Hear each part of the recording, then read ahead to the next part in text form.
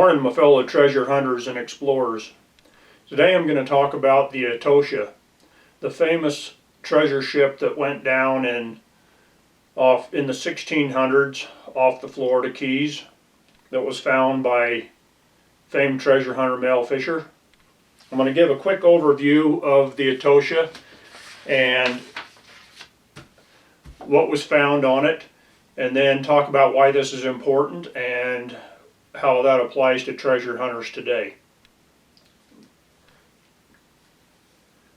Okay, the ship was sunk by a hurricane in 1622. Even to this day, they are still looking for a large part of the treasure. There's a large part of the treasure that is still missing. For instance, there was, I think they said, 84 pounds of emeralds that were sunk on the Atocha, and to this day, only about 4 pounds have been recovered. The Nuestra Senora de Atocha and 8 other ships were sunk by a hurricane off the coast of Key West, Florida on September 5th, 1622. Now the Spanish were able to recover some of the treasure from some of the ships. And in fact, they did know where the Atocha went down and they had it marked. But then another hurricane came in and moved the ship and they lost track of where it was. And it wasn't until 1985 that Mel Fisher's son actually located a portion of the wreck. Another ship was found in 1980, but it wasn't until 1985, after an exhaustive search, that the Atocha was finally found. So in all, it took Mel 16 years to find the Atocha from the time he first started looking for it. The mother lode that Fisher's son found was worth more than $450 million, and it held more than 40 tons of gold, silver, emeralds, and other artifacts. Why is this important? What interest does that have to treasure hunters all across the West and across the United States and even in other parts of the world? Well, the treasure from the Atocha came from all over North and South America. There was gold from Peru, gold and silver from the western states, Arizona, Utah, Colorado, Nevada. There were emeralds from Colombia. We know that there were silver from the mines in Mexico. If you follow my channel, you will also know that I've talked about in the past that there were silver bars that were found in Utah that had some of the same markings on them as those that were found on the Atocha. I have an acquaintance that has one of these silver bars, and it has some of the same symbols on that bar. I've held it in my own hands and seen it, and it has some of the same symbols and marks on it as those that came off of the Atocha. It's also known by treasure hunters in Utah that Mel Fisher came to Utah in the 1990s. He came in 1993 and 1994 time period, and he met with a guy that I was friends with, that I talked with, George Thompson.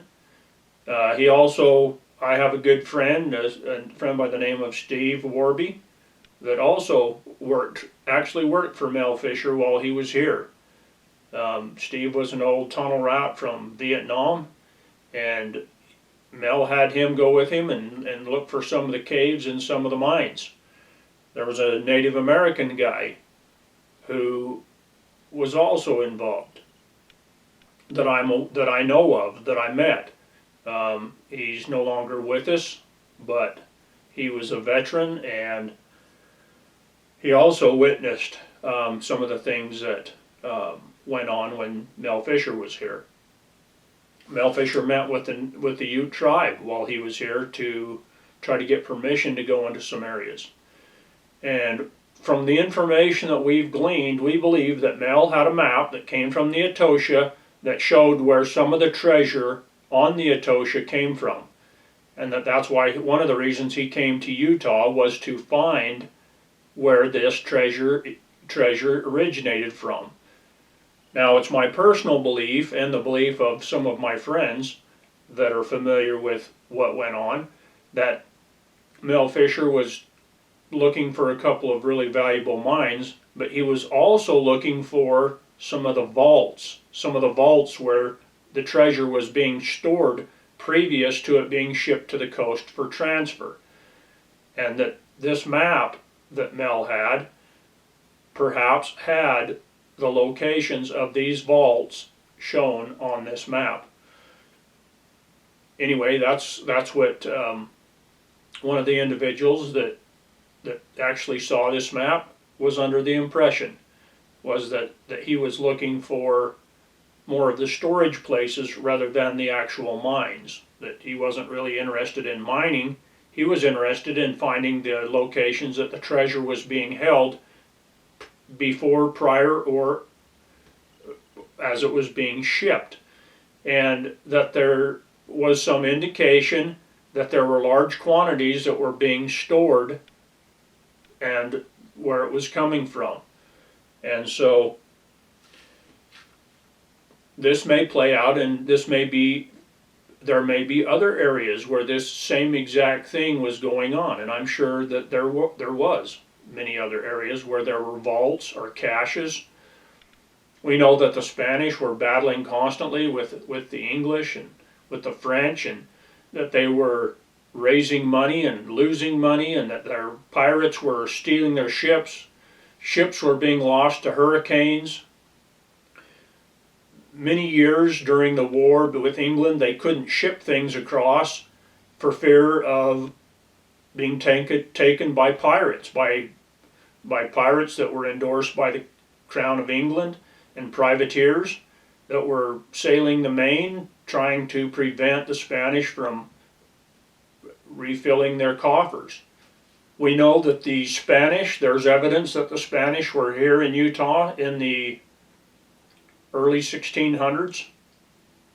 I have a friend that recently found a coin that was a Spanish coin that was dated 1624. So obviously the coin didn't show up here in 1624. It had to have been a year, at least a year later. It would have taken at least a year to get here if it was taken directly from Spain. However, it does show that the Spanish were here early. Almost certainly the coin was lost between 1624 and 1700. We have records of the several of the expeditions, the Spanish expeditions into the western United States. We know the Escalante expedition was in 1776, and that's when the crossing of the Fathers was opened up as a route and allowed the Spanish a quicker entrance into the state of Utah, into the southern Utah region. And so a lot of mining and exploration, I'm sure, went on shortly after that period of time. Documentation of that. We've found stone maps, we've found petroglyphs, glyphs left with dates, initials, and we have old documents and waybills that talk about these things, as well as we've found initials of the same individuals that were on these waybills. And so, at least in my mind, it's settled history. So why is that important? Well, if there was caches and things created and shipped that were found on the Atocha from Utah, I'm sure there were things that were cached in Nevada and Arizona and Mexico and New Mexico and all over the West that were done in the same way. The Spanish couldn't always ship things because of their wars and because of the hurricane season, because of different factors in their own administration. When they recalled the Jesuits, there was a period of time where things were really crazy. There was a period of time when there were at least two major Indian revolts, when the Indians rose up against the Spanish that were enslaving them or trying to force them to accept their religion, where they rebelled and drove the Spanish out. It took a number of months and years before the Spanish were able to get back safely into these areas and begin mining again and begin doing their different trading and the activities that they were engaged in. And so we can be assured that there were large periods of time where mining had to be stopped, where the gold and the silver that were obtained from mining had to be cached, and they had to have vaults and they had to have caches that they could recover and find. And from my own experience, I have learned that if you can figure out the pattern of one cache that was made by a certain group of Spanish miners, it very well could relate to another cache that they made. The same symbols, the same setup, the same triangulation and compass headings can be applied. And so it's very valuable information to learn about one small bit of information, because you can take that information and transfer it to a different location or site. And I'm going to give you a quick example of that. And this is a big clue that I've mentioned before, and I'm finding out more and more all the time how big of a clue it is. I mean, this is something that could resolve a problem, a cache site, or a site that you've been working on for many years. Try plugging into your site that you have the azimuth or the compass reading that you can do on Google Earth of 262.5. Try that. That's the declination that's on many of these old Spanish maps. And I've found that they use that in their cache sites. And so if you can decode enough information on the cache site, and you know where to pull that magnetic compass reading from, you may very well be able to find and place an X right over the location of where the cache is. Now, it's my speculation. This is just my speculation. I've never heard this from anybody else. I've mentioned it to some of my friends and acquaintances, some of my fellow treasure hunters, but this is something that I've come up with and that I believe firmly from what I've seen, is that the individual miner, padre, priest, or whoever was doing the mining, that they had their own methods and means of hiding, protecting, or preserving what they had, their own means.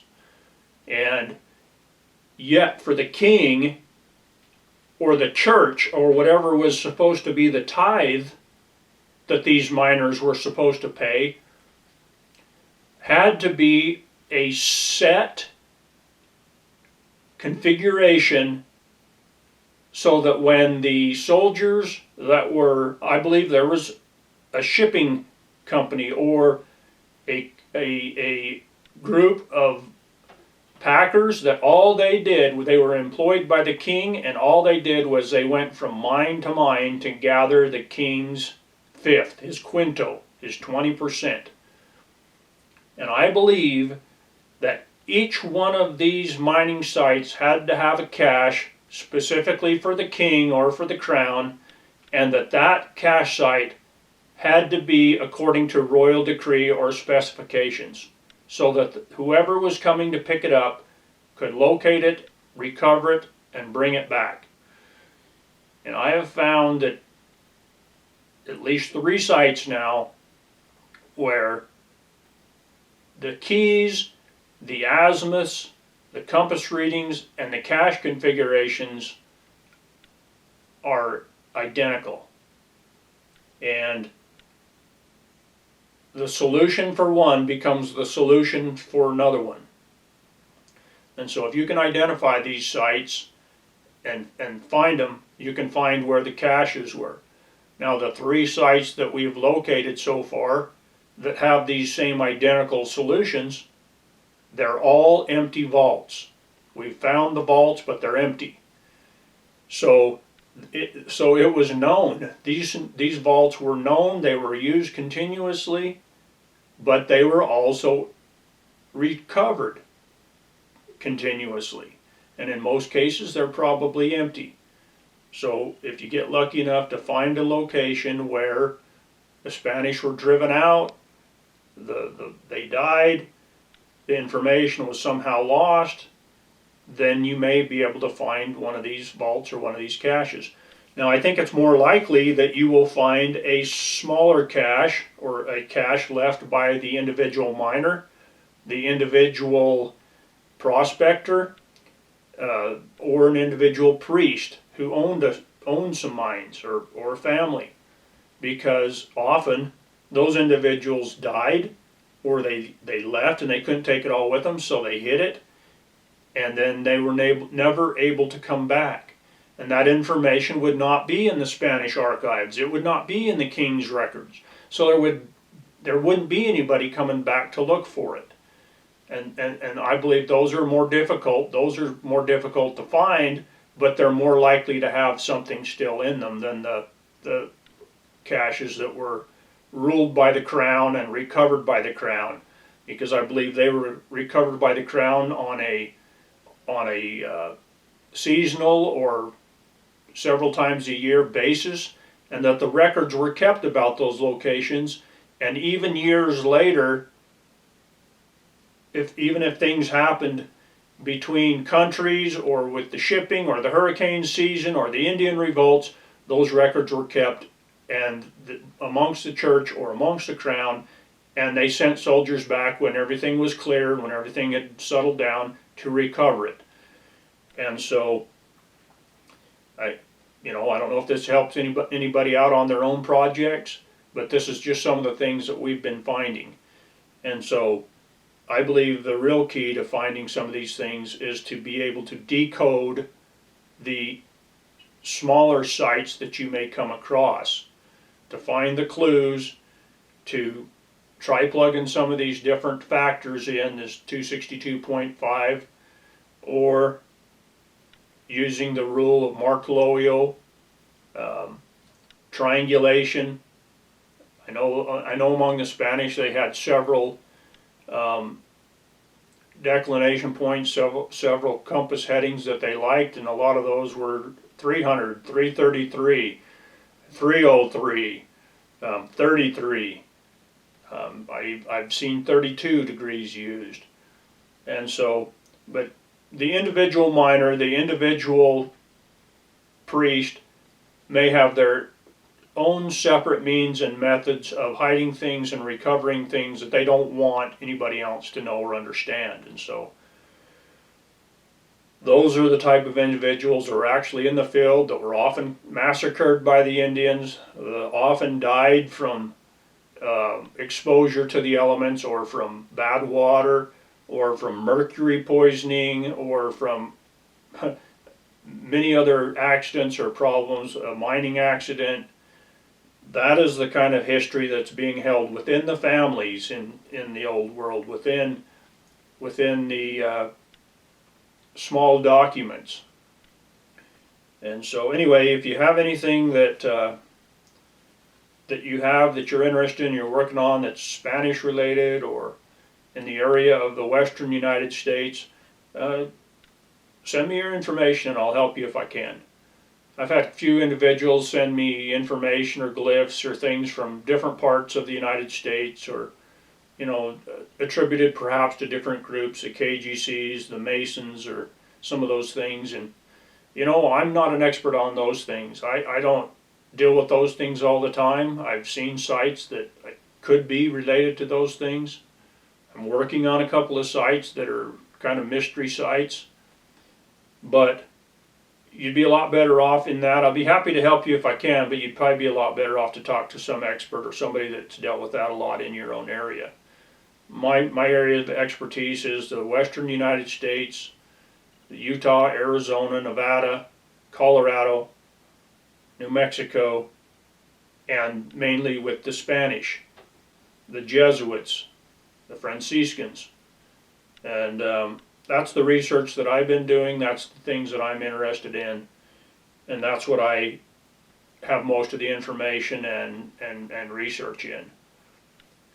But anyway, I hope this video's helped you in some way. The Atocha was a very important shipwreck.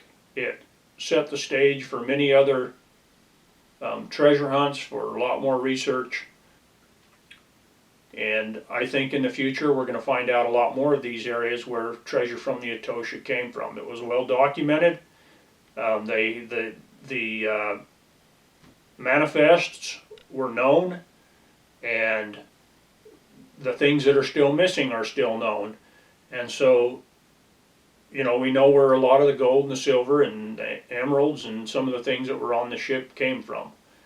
And hopefully we'll continue to find out more information about that in the future. I know that